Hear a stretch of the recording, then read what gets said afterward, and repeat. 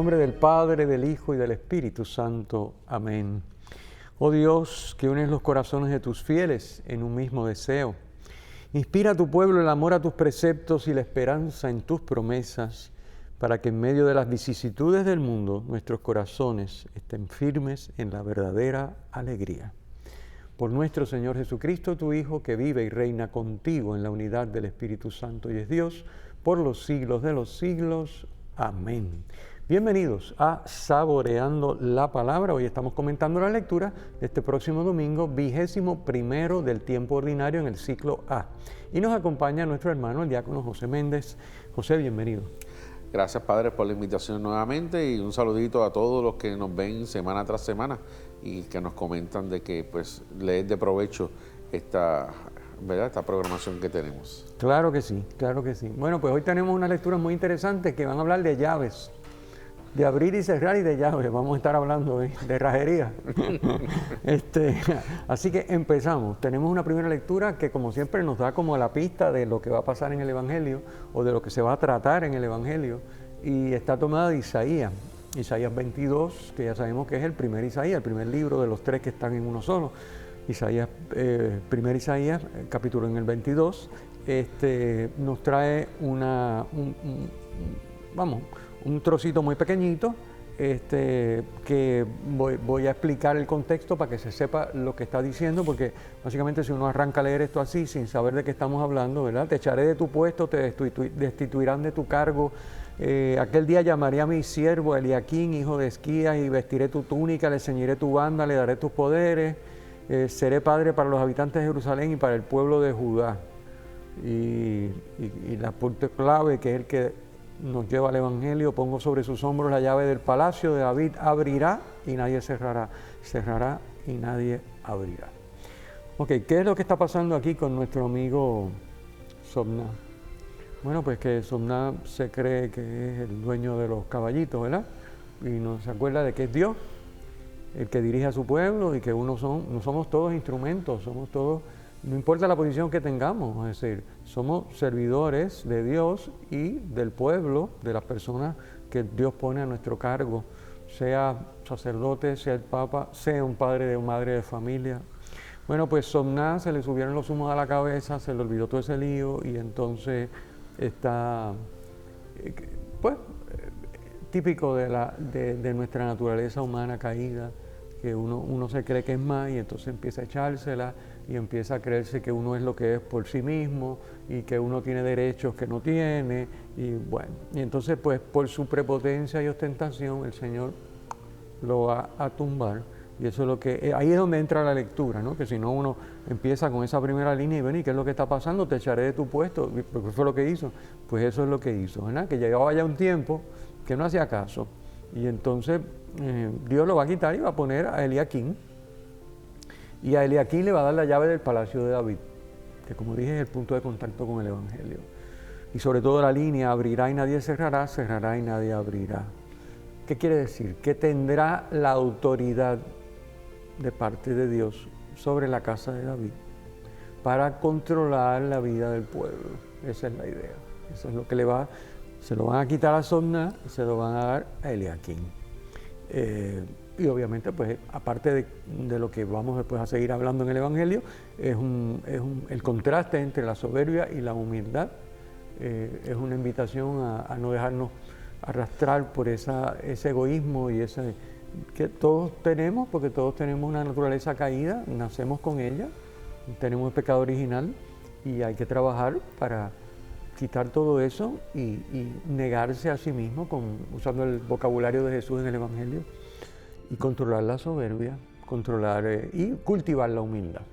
Eso es que, ¿verdad? Como recalcamos muchas veces en este programa, el detalle de lo que es la corresponsabilidad. Tenemos que tener siempre presente que todo lo que tenemos, todo lo que alcanzamos, todo lo que hacemos, es don de Dios. Proviene de Dios y es para el beneficio del pueblo de Dios, para que cada uno de nosotros podamos alabar, glorificar, dar gracias a Dios porque se hace presente en medio de su pueblo. no que yo lo alcanzo por mérito propio y como es mérito propio, aquí se hacen las cosas como yo digo, si no, pues recojo la bola, el bate y nos vamos y aquí se acabó todo. No, no, no. Dios nos deja ver de que tenemos una misión y tenemos que compartir los dones que el Señor nos da. Y si el Señor nos da el privilegio de tener un cargo para la construcción del reino de Dios, tenemos cada uno de nosotros que llevar a cabo esa función como Dios lo pide, como Dios lo exige y como Dios nos ha mostrado que tenemos que, ¿verdad?, laborar cada uno de nosotros. Y que siempre tengamos presente de que esa soberbia, ese egoísmo, esa prepotencia, ese detalle de, ¿verdad?, de enaltecernos, lo saquemos a un lado y dejemos que siempre obre el Espíritu Santo de Dios, no la carne, porque la carne es débil, pero el Espíritu nos lleva a que se haga realidad todo esto que el Señor quiere que se haga para beneficio mutuo y beneficio del pueblo de Dios. Fíjense que es muy lógico esto que estamos conversando, y es porque si todo es don de Dios, como tú muy bien has apuntado y explicado, obviamente Dios, que es el dueño, quiere que se haga lo que Él quiere, porque es el dueño. Entonces, si nosotros empezamos a hacer lo que nos da la gana y no lo que quiere el dueño, pues ¿qué va a pasar si fuera una cosa de este mundo? Pues el dueño va a llegar un día y nos va a botar y nos va a quitar lo que nos ha dado porque no estamos haciendo lo que Él quiere. Entonces va a buscar a otra persona que lo haga. Pues eso es lo que pasa en la primera lectura, ¿no? Y nos pasa a nosotros.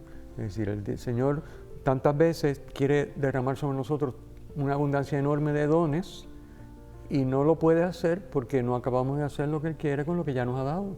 O sea, si yo te doy un poquito de cosas y tú con eso no bregas bien, como dice el Señor, ¿verdad? Si no eres fiel en lo poco, ¿cómo tú vas a dar lo mucho? O sea, eso es obvio. Y entonces no nos damos cuenta de eso porque se nos pegan las cosas, nos creemos que somos Dios, que hacemos lo que nos da la gana. No, yo mientras no le haga daño a nadie, yo brego por acá. Pero es que no es así, porque eso no es tuyo. Así que no es cuestión de que tú no le hagas daño a nadie, es que tú hagas lo que Dios quiere con eso, porque eso es de Dios, aunque esté en tus manos. De hecho, está en tus manos como si fuera un examen para ver qué tú haces. Esa es la idea. Y si tú no haces lo que Dios quiere, pues te va a pasar como a Sobná, te lo van a quitar. Es decir, hasta lo que cree tener, dice Jesús, se le quitará.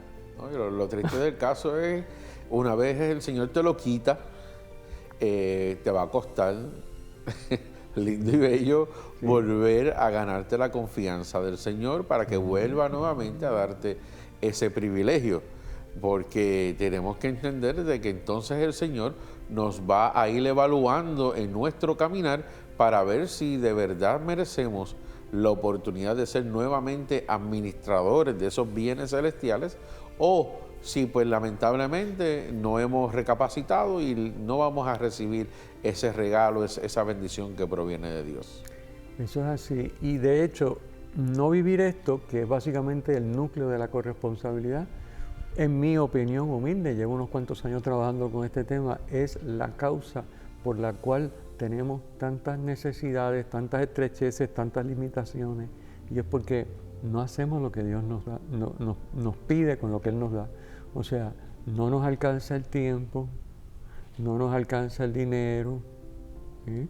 No nos alcanzan las posesiones que tenemos. ¿Por qué? Porque no hacemos lo que Dios quiere que hagamos con ellas.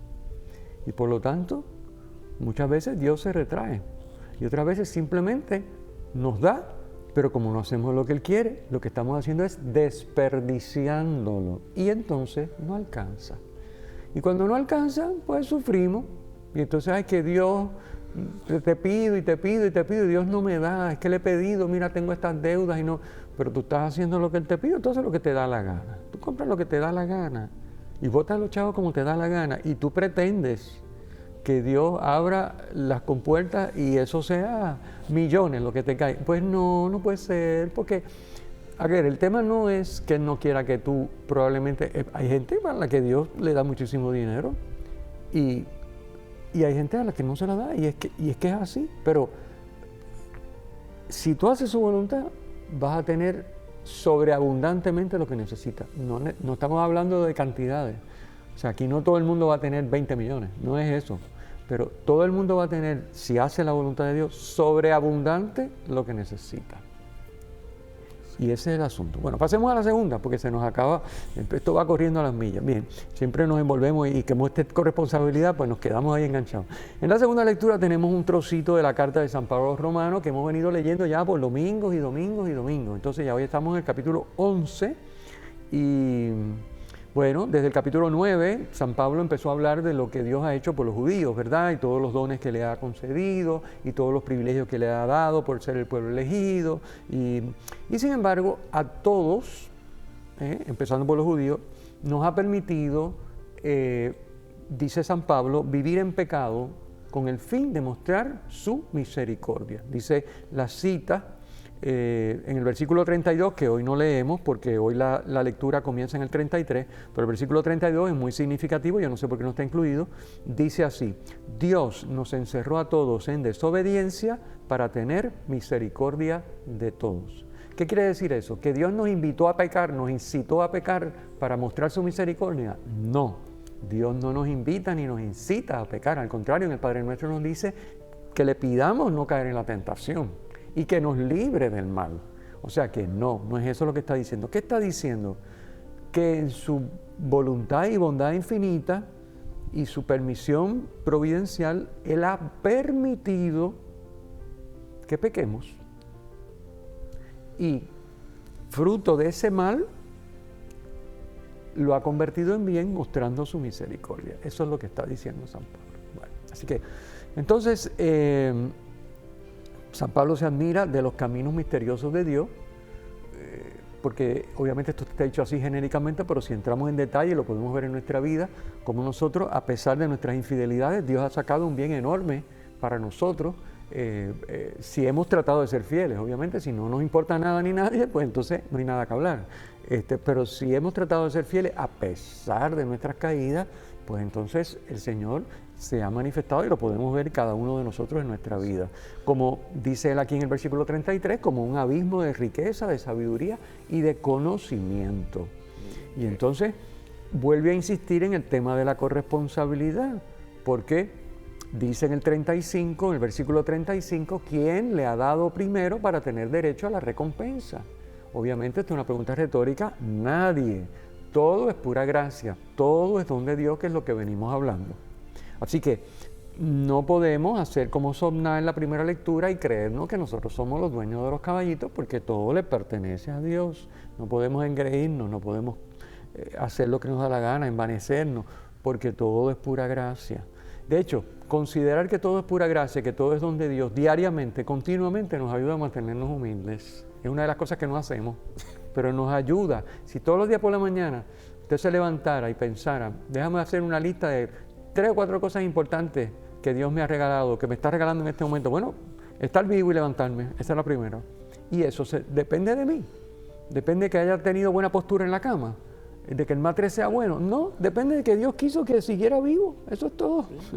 Entonces, pues vamos a darle gracias. Y de una vez también que podamos ver de que todo lo que sucede, como dice San Pablo, ¿verdad?, la carta a los Romanos, es para bien de los que Él ama. Por ende, todo lo que a ti te sucede, ya sea agradable o desagradable, como muchas veces lo consideramos nosotros, está dentro del plan de Dios. Tiene una enseñanza para beneficio de cada uno de nosotros, para que podamos ejercer ese libre albedrío que nos abra la primera porción de la lectura de hoy de San Pablo, donde yo soy quien abraza seguir en la vida del pecado, o yo soy quien abraza entrar en la vida de la gracia, de la misericordia, del amor incondicional de Dios, para que entonces yo pueda demostrarle a mis hermanos esa corresponsabilidad de que todo es don de Dios, todo es permitido por Dios para bien de cada uno de nosotros. Y como dice San Pablo también, todo me es permitido, pero no todo me conviene. ¿Qué quiere decir con eso? De que el pecado me es permitido yo abrazarlo, yo vivirlo, yo hacerlo parte de mi vida. Pero lamentablemente no me conviene porque me aleja de Dios. Por el otro lado, cuando yo acepto, abrazo la gracia de Dios, pues entonces cada día me acerco más a Dios, cada día reconozco que todo es plan de Dios, que todo proviene de Dios, y ahí mi humildad como ser humano crece y empiezo a vivir esa semejanza que Dios quiere que tú y yo tengamos, que nos dio a través de la creación cuando creó al ser humano. En la segunda lectura de hoy, ese trocito corto que leemos, termina con esta frase de San Pablo: porque de Él, por Él y para Él existe todo. A Él la gloria por los siglos, amén. Es decir, si de Él, por Él y para Él existe todo, con eso nada más en mente ya estaríamos viviendo la corresponsabilidad si viviéramos esa frase.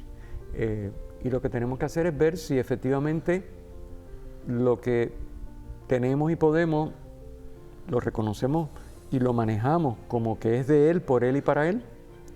Si nosotros mismos, nuestras personas, las tratamos con la conciencia clara de que somos de Él, por Él y para Él. Miren, si nos esforzamos por vivir eso y nos apoyamos en la gracia de Dios, resuelto, no hay más nada que hablar. Ya no tenemos que grabar más programas, ya esto está planchado. No hay que hablar más ninguna lectura, ya más que hacer eso es todo lo que tenemos que hacer. Bueno, vamos al Evangelio. El Evangelio es también muy interesante, Mateo, estamos en el ciclo A, capítulo 16, y volvemos entonces al tema de las llaves, ¿verdad? Volvemos con la herrajería. Estamos hablando de que está Jesús en la región de Cesarea de Filipo, que es una ciudad, construida por Filipo, uno de los hijos de Herodes el Grande, y que se desarrolló muchísimo. Era un centro, ¿verdad? Una ciudad importante, desarrollada cultural y económicamente. Pero la mayoría de los habitantes de esa Cesarea de Filipo, que obviamente se llama de Filipo porque él era Filipo, o sea, el tipo es como Sobná, vamos, o sea, vamos a fundar una ciudad y se va a llamar con mi nombre, por aquello de vivir la humildad. Bueno, pues entonces la Cesarea de Filipo eran mayormente gentiles, es decir, no judíos. Entonces, bueno, por ahí está Jesús en este momento, que nos dice el Evangelio. Al llegar a la región de Cesarea de Filipo, preguntó Jesús a sus discípulos: ¿quién dice la gente que es el Hijo del Hombre? Esa es la pregunta clave que desata la conversación. Y entonces pues ya sabemos la respuesta, ¿verdad? Unos dicen que es Juan el Bautista, otros dicen que es Elías. ¿Por qué? Basado en distintas cosas que aparecen en la Biblia. Ya sabemos que, bueno, Juan Bautista lo decapitó Herodes en la cárcel. Elías pues tenía que regresar porque Elías fue arrebatado en el carro de fuego al cielo y no murió directamente, sino que entonces era que iba a volver, pero ya Jesús aclara que ese Elías que iba a volver era Juan Bautista. Bueno, basado en todas esas cosas que los judíos dominaban muy bien, que nosotros muchas veces no sabemos de qué estamos hablando, pero bueno, pues estas respuestas no son respuestas locas. O sea, eso no es como una ruleta rusa. Pues mira, sería Juanito, sería Pepito. No, eso tiene un fundamento bíblico, porque ellos responden y dicen, bueno, hay una gente que cree que tú eres Juan Bautista, otra gente cree que eres Elías, Jeremías, o que eres un profeta. Bien, y entonces la pregunta clave: ¿y ustedes quién dicen que soy yo? Que es la pregunta que nos hace a ti y a mí hoy. Cada vez que se lee este Evangelio nos está haciendo esta pregunta: ¿tú quién dices? ¿Y cómo respondemos nosotros la pregunta? Bueno, Pedro le responde con su boquita, aunque después no fue muy coherente, hasta después de la pasión, muerte y resurrección de Jesús. Pero bueno, obviamente en este momento Jesús, y lo alaba por eso, dice: es el Padre que te lo está diciendo, te lo está soplando al oído, tú estás repitiendo lo que el Padre te dice, porque como voy a decirle, tú ni sabes lo que estás diciendo, pero no importa, me alegro por ti porque mi Padre te lo está revelando, ¿verdad? Y la respuesta ya sabemos la de Pedro, ¿verdad? Tú eres el Mesías, el Hijo del Dios vivo. O sea, está reconociendo que el mesianismo de Jesús no es el mesianismo judío que ellos esperaban, el famoso Mesías que iba a devolver la libertad, iba a sacar de allá a los romanos, iba a devolver el esplendor al culto del templo. Bueno, era el nuevo David. No era ese tipo de mesianismo que era el que los judíos esperaban. Por eso él, al final del Evangelio, nos damos cuenta que les dice: no le digan esto a nadie. O sea, no empiecen a hablar de mí, que yo soy el Mesías. Yo reconozco que soy el Mesías, pero mi mesianismo es un mesianismo diferente al que ellos esperan. Por lo tanto, no hablemos de esto hasta después de mi resurrección. Eso ocurre varias veces en distintos evangelios. En los sinópticos aparece muchas veces ese tema de que no se diga a nadie. Así que vamos a decir, Dios Padre le sopla al oído y Pedro repite, tú eres el Mesías, el Hijo de Dios vivo. Y Jesús lo alaba por eso, porque efectivamente eso es lo que Él es, el Mesías, pero no cualquier Mesías, sino el Hijo de Dios vivo. Es decir, es un mesianismo que no va a ser esplendoroso y glorioso a la maravilla como lo esperaban los judíos, por eso lo rechazan y lo crucifican, sino que va a ser a la manera del siervo sufriente del Señor o de Yahvé, que describe en sus 4 cánticos el profeta Isaías. ¿Ok? Así que de eso es que estamos hablando.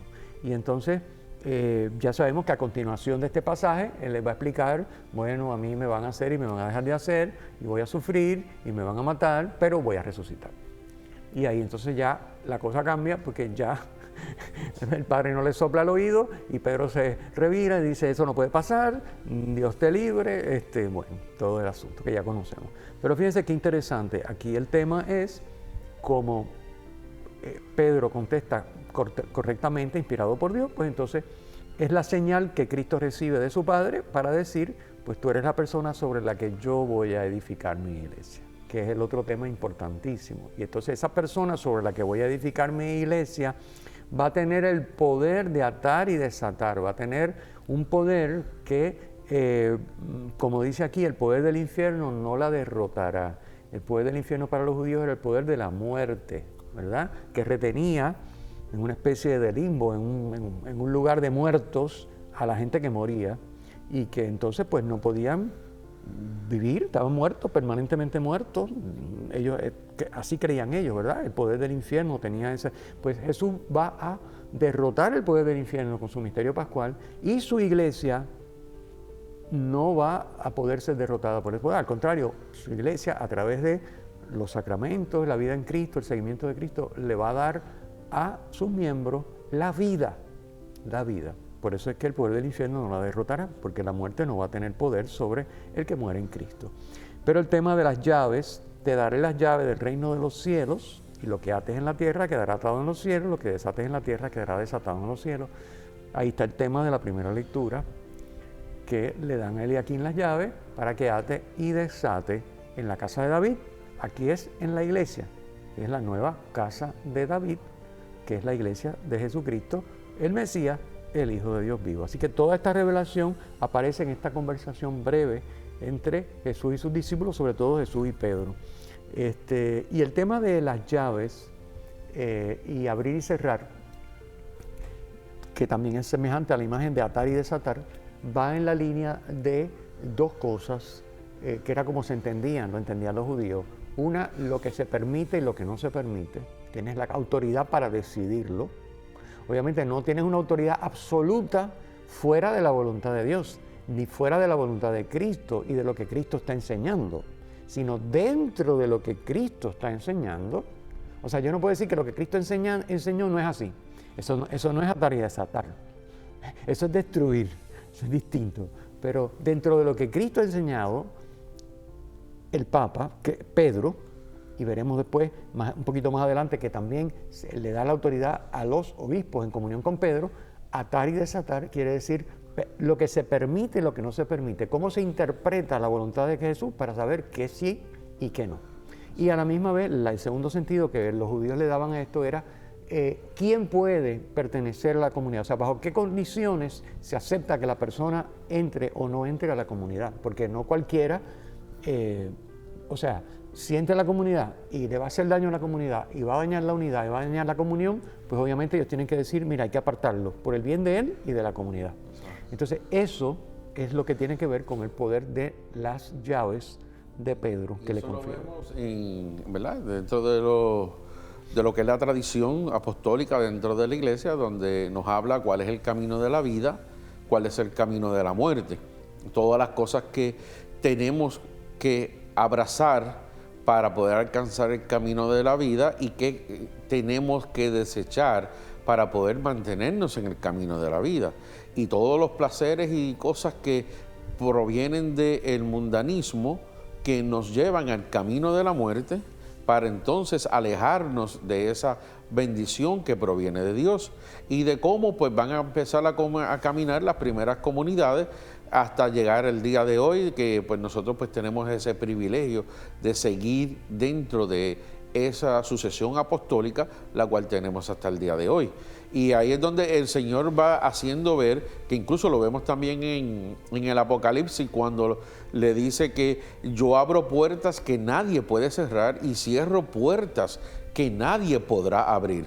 ¿Qué quiere decir? Que el poder de Dios va sobre todo poder humano, sobre toda fuerza que no provenga de Dios, para llevarnos hacia la salvación, para llevarnos hacia recibir esa vida eterna que Dios quiere que tú y yo vivamos. De igual forma, seguimos con el tema de la corresponsabilidad, porque al darte las llaves para que ates y desates, quiere decir que te estoy dando el privilegio de que puedas ayudar a mis hijos, a tus hermanos, a alcanzar la vida eterna, y que aquel que no la quiera abrazar, pues lamentablemente la perderá, pero es decisión de él. Pero tú administras estos dones conforme a mi enseñanza, a mi voluntad, para el beneficio tuyo y de todos los hermanos que tú tienes a tu alrededor. Resuena nuevamente, como dije, la pregunta de Jesús: ¿quién dicen ustedes que soy yo? Así nos dice a ti y a mí.